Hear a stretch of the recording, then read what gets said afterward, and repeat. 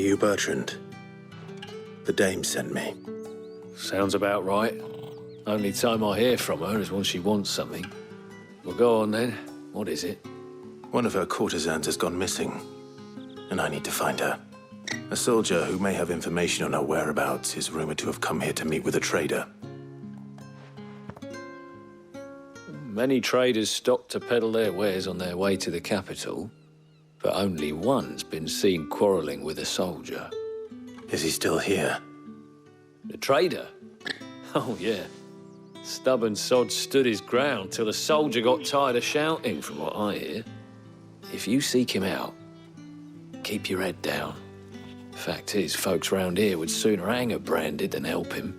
And that's even with the dame's brooch for protection. Understood.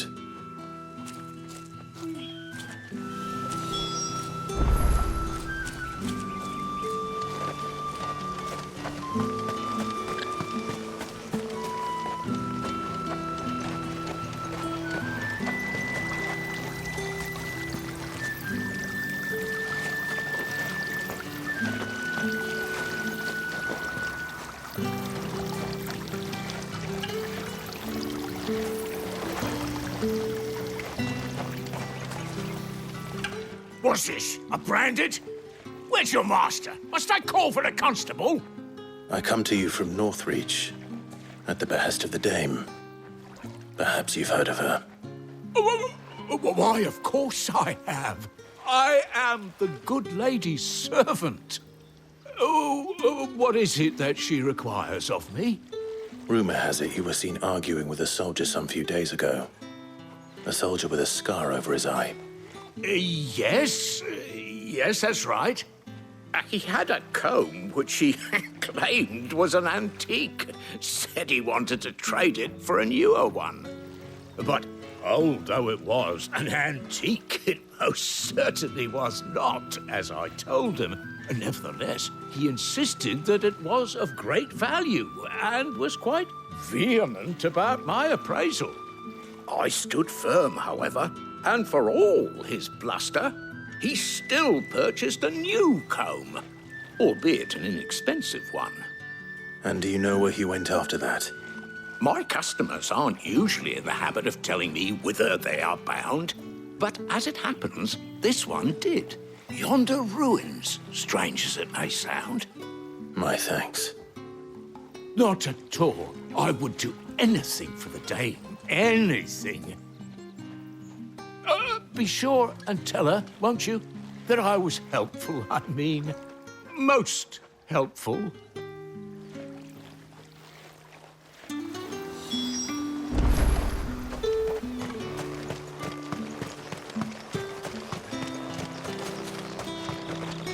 You are fortunate to have fallen into the dame's good graces, but her influence wanes the further you stray from Northreach. Remember that, my wayward lamb.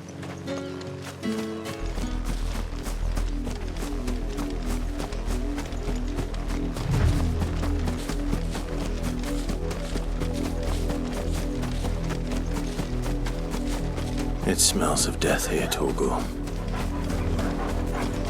Wolves. We can't let them get any closer to the village.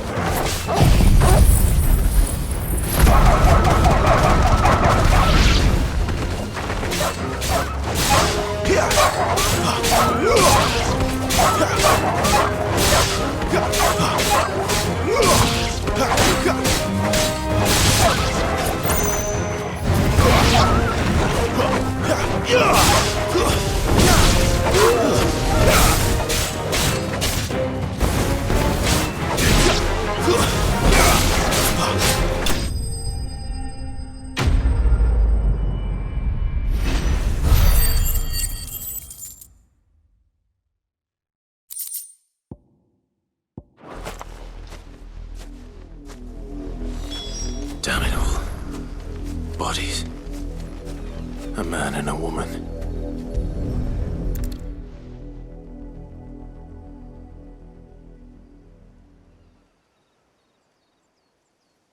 Well, the wolves have been busy. But the blood is long dry.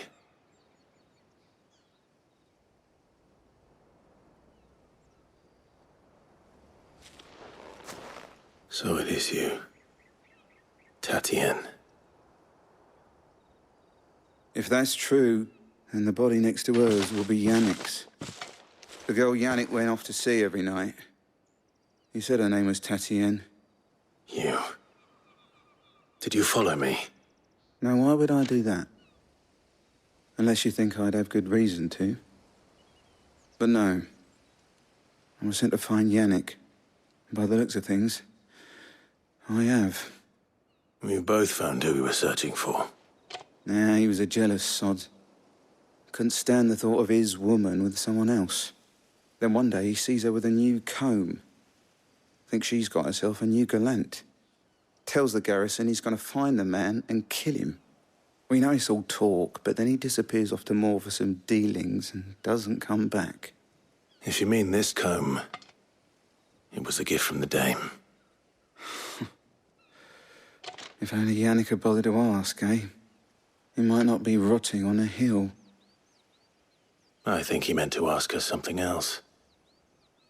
He stole the old comb and bought her a new one in the hope they'd wed. Wed? Where would they have gone? Certainly not back to Northreach with a dame waiting. And we all know what happens to deserters. Tell the dame I'm sorry for her loss. When the lads come to collect Yannick's body, I'll see that Tatienne is delivered to the Vale. Is that wise? Oh, there won't be any covering up this mess. The most we can hope for is that the dame doesn't hold it against us.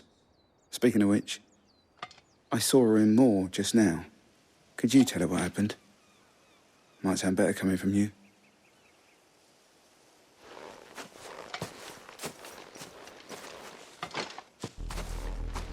I need to tell Isabel. Perhaps the comb will give her something to remember Tatienne by.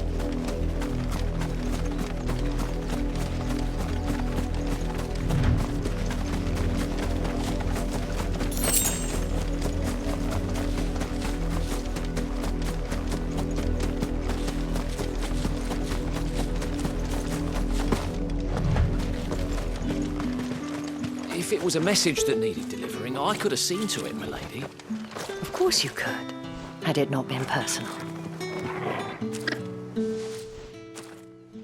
You are still in one piece, I see. You will be pleased to hear that your companions have arrived. They said they would meet you at a little chapel to the east of here. Thank you, but you needn't have come all this way just to tell me. I was on my way to see you. You found her then?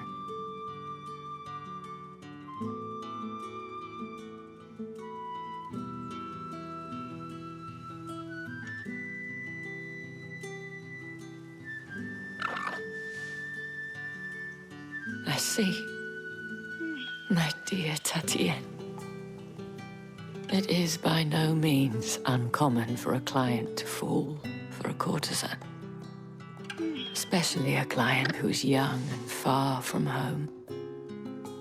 But rarely do such tales have happy endings. I found this with Tatienne. I believe it was yours.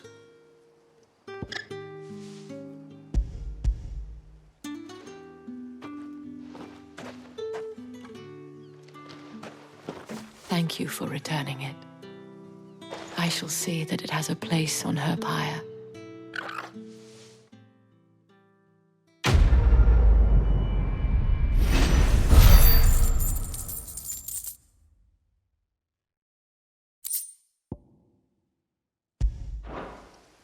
I should go. Before you do, I have one last gift. A token of my thanks. The Vale counts among its patrons several high-ranking officers of the Imperial Army. According to one of the looser-tongued gentlemen, it would appear that the legions are planning to march south. Otto mentioned the same thing. But did he mention that it was all of the legions? This is no mere skirmish. Were I to guess, I'd say the Emperor planned to abandon the capital. But that couldn't possibly be true now, could it? Take care, Clive. I will. And thank you again.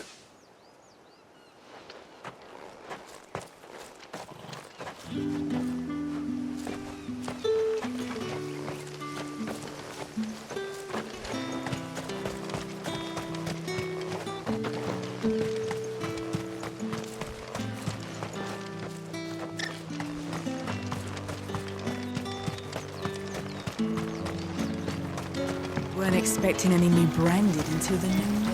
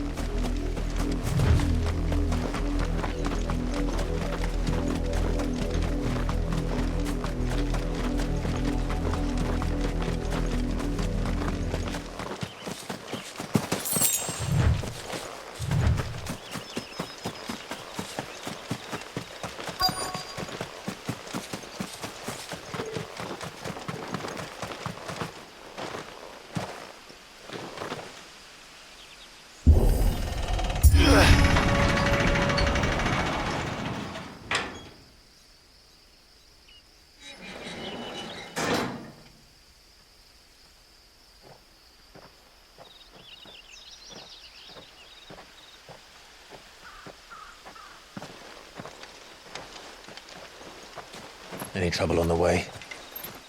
None worth mentioning. As I was telling Jill, it's worse than I thought. The capital's crawling with soldiers. And here I am, the deserter come home. Which is why we'll be taking the back door.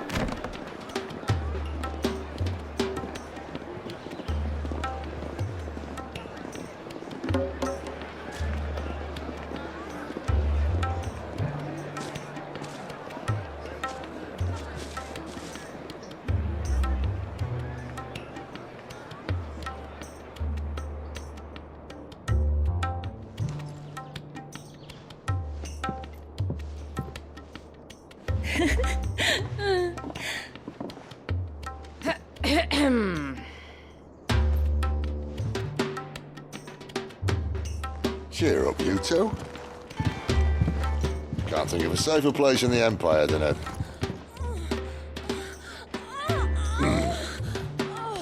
brothel. Really? Doesn't seem very private.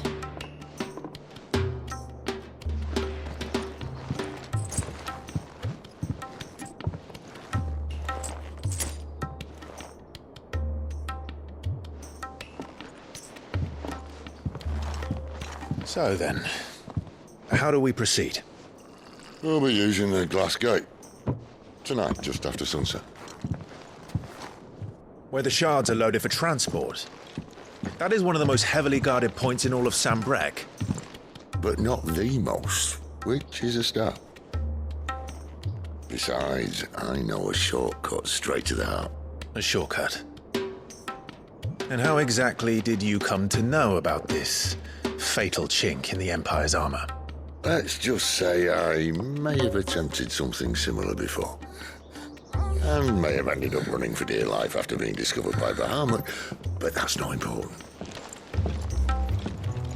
Sid, if the Mother Crystals truly are the cause of the Blight... If? You wound me, Jill. What I'm trying to say is, if the powers that be know all of this, why do they sit idle and allow it to continue? In case you haven't noticed, the God-fearing people of this realm and their pious leaders care for but one thing, themselves. And they'll do whatever it takes to hold on to power. The rest of us are just a means to an end. The moment you raise your voice against them, you're decried as an outlaw, clapped in irons and slung in a cell to rot.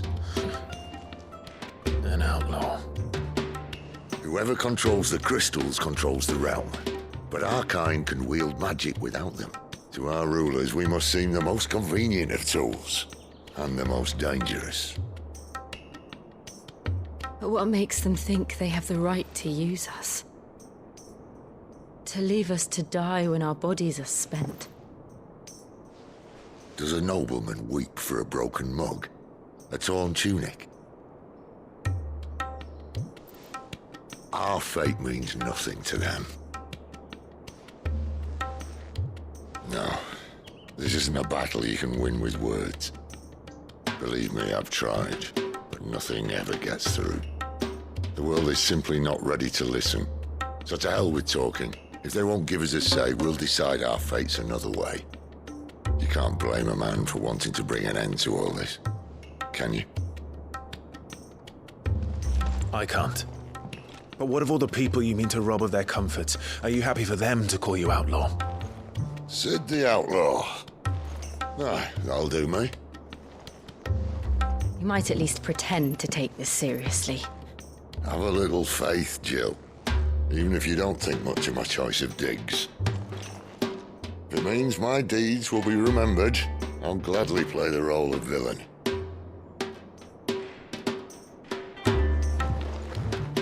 But first, we have a gate to crash. And once we're in, there'll be no turning back. So you best make ready.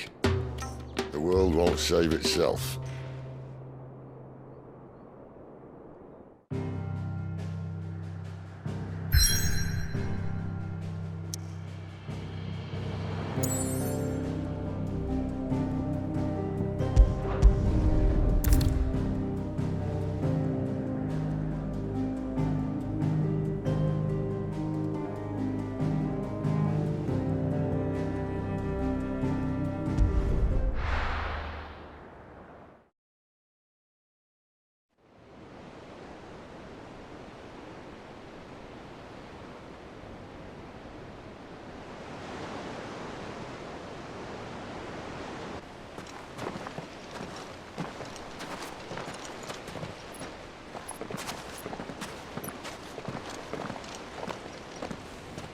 There are not nearly enough men here. Then it's fortunate the city guard doesn't take sentry assignment as seriously as you do. This bodes well. That'll be a first. This may not be such a terrible plan after all. And what exactly is that supposed to mean? Only that your last secret shortcut was nowhere near as secret as you claimed. Yeah, but that's half the fun of it. Life's too short for perfect plans. You want a plan that'll keep you on your toes, stop you growing old and complacent. Worked for you, has it? Clive, my boy, even life's smallest challenges offer the opportunity to grow and to change. You must embrace these moments. Allow them to suffuse your heart with a deep sense of fulfillment. Narrowly escaping death at the hands of an enemy is not my idea of fulfillment. Something wrong? Not at all. Just wondering if the two of you had finished. Right. We make for the Mother Crystal's heart as planned. Destroy it and the whole thing should come tumbling down. And if the passage to the inner sanctum is guarded? Then we embrace the moment and use it to grow and change.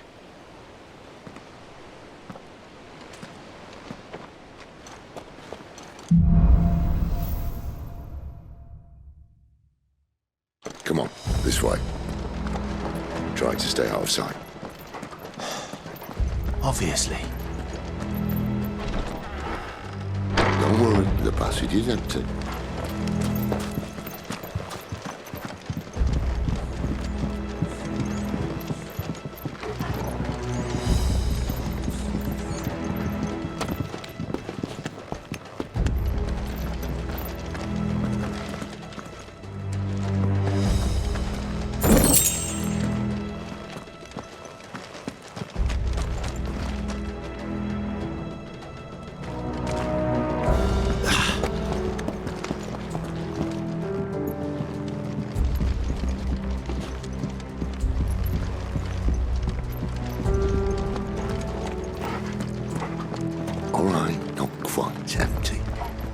Get this over with.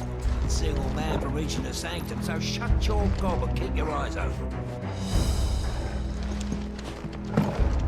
They're not human errors, and I swear this passage used to be secret. Enemies upon us! Of course it is. Perfect plans, Clive. Perfect plans. I will never fail.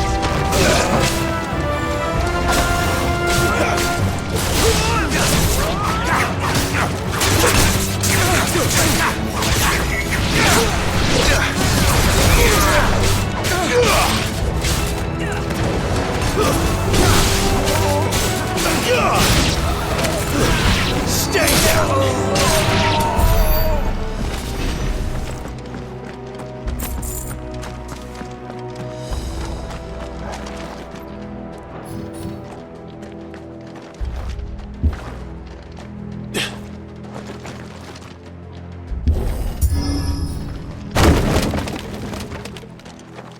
He never stood a chance. You're welcome.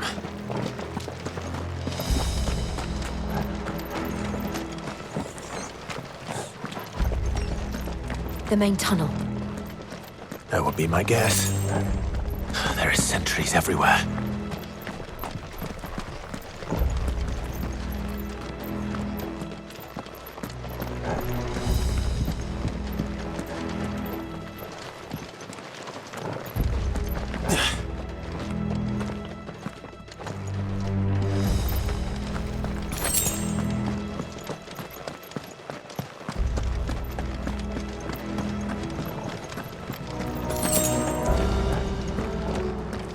And all good things must come to an end. We might have a bit more company from now on.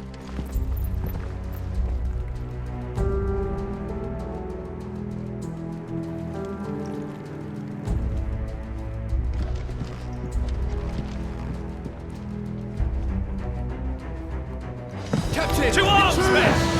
Summon the enemy! At once!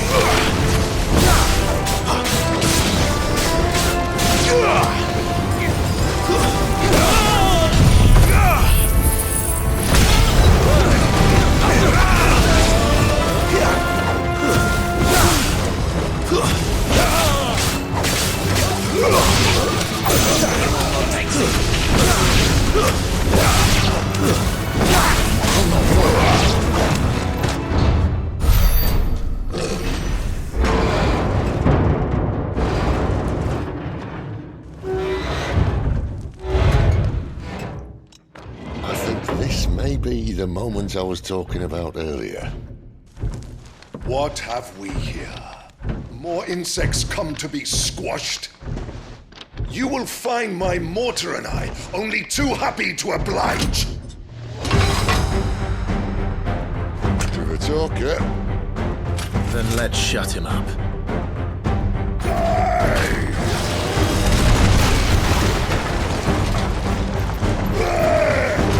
Too slow.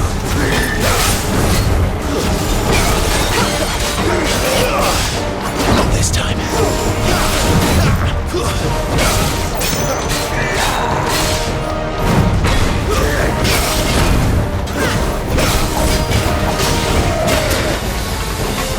Not this time. Too slow.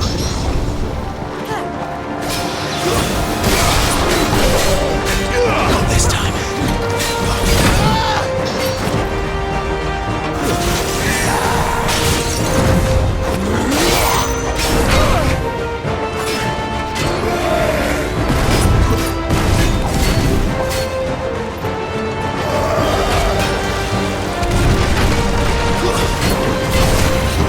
You feel that?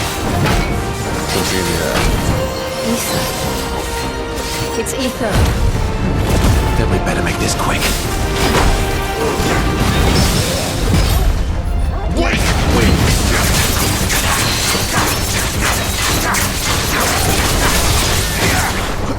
Too slow.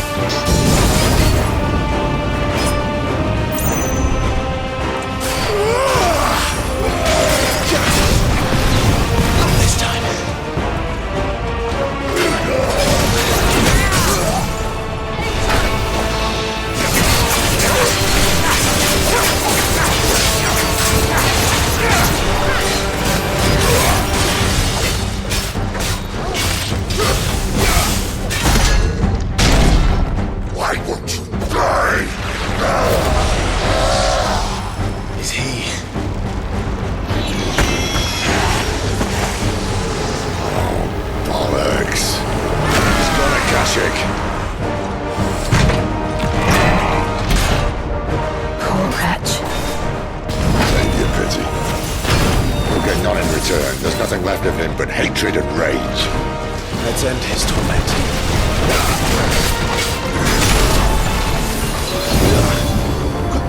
That's better. Not this time.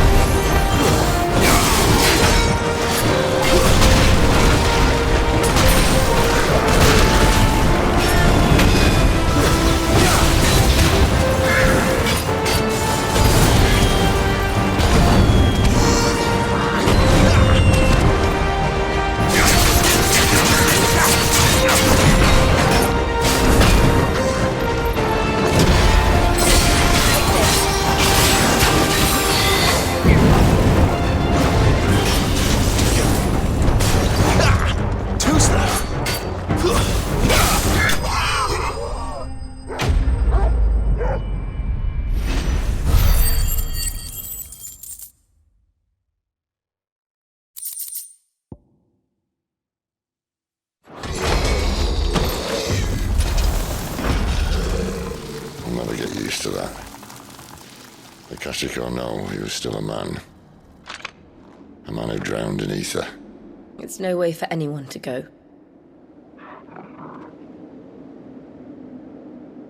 Come on.